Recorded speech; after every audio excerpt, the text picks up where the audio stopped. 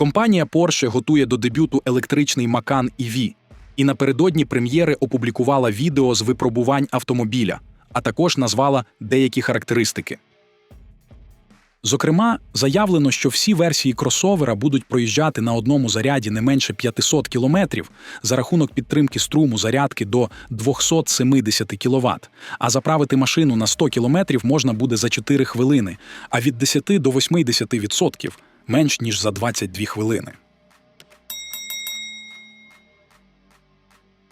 У Porsche кажуть, що зараз прототипи Macan EV проїхали понад 3,5 мільйонів кілометрів.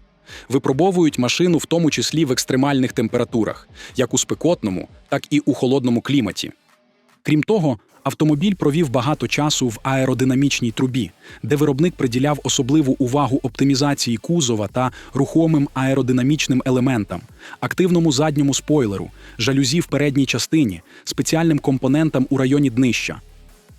У результаті інженерам вдалося досягти низького коефіцієнта аеродинамічного опору – 0,25. Для порівняння, у паливного Макана цей показник становить 0,35.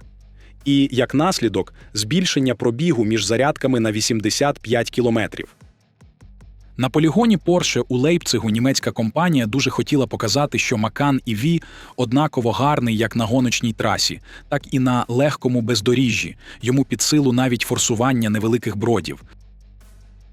Крім того, новий електричний Macan буде оснащений системою Porsche Active Suspension Management та пневматичною підвіскою.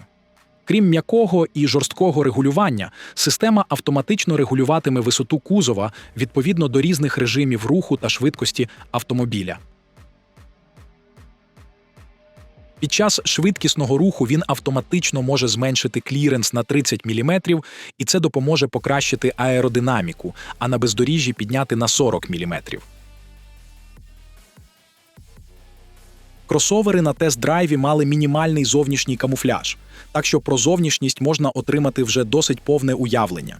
Передня частина автомобіля має розділену конструкцію фар. Традиційне розташування фар оснащене лише денними ходовими вогнями, що складаються із 4 матричних світлодіодних смуг. Справжні фари розташовані нижче від денних ходових вогнів. У топової версії кросовера диски на 22 дюйми.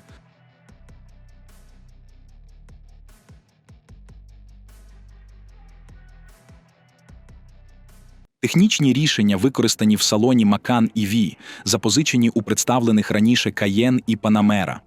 У салоні на передній панелі пропишуться аж 3 екрани – центральний і пасажирський, на 10,9 дюймів, панель приладів розміром 12,3 дюйма. Також навігаційні підсказки дублюються за допомогою проекції на лобове скло. В адаптивному круїз-контролі використовують елементи доповненої реальності. Відстань між транспортними засобами відображається віртуальними точками на дорозі. У блоці клімат-контролю традиційні кнопки поєднуються із сенсорними панелями.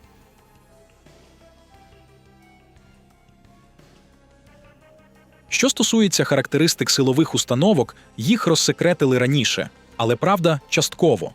Відомо лише, що всі Macan EV будуть повнопривідними, при цьому топова версія отримає понад 600 кінських сил потужності та близько 1000 ньютон-метр крутного моменту.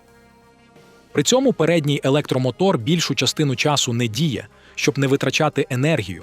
Він підключається лише при інтенсивних розгонах і при пробуксовуванні задніх коліс. Він же в основному відповідає за рекуперацію при гальмуванні та русі накатом. Повідомили Porsche і ємність батареї, вона становить 100 кВт-годин. Блок акумуляторів працює під напругою 800 вольт. Електрокар підтримуватиме зарядку до 270 кВт. Запас ходу на одній зарядці виробник обіцяє не менше 500 км. Для Porsche враження від водіння завжди є головним пріоритетом при тестуванні та налаштуванні. Дорожні умови випробувань варіювалися від мінус 30 градусів в Скандинавії до 50 градусів в Долині Смерті, Каліфорнія. Ці тестування включали шосе, бездоріжжя, гравійні дороги, лід та сніг. Таким чином, характеристики електрокара повністю налагоджені та перевірені на цих дорогах. Macan EV – дуже важлива модель для Porsche. Він має стати бестселером електричної лінійки. До кінця десятиліття всі моделі Porsche стануть електричними, крім культового сімейства 911, якому поки що приготовлена тільки гібридизація. Тобто бензинові двигуни збережуться і, можливо, будуть переведені на живлення синтетичним паливом.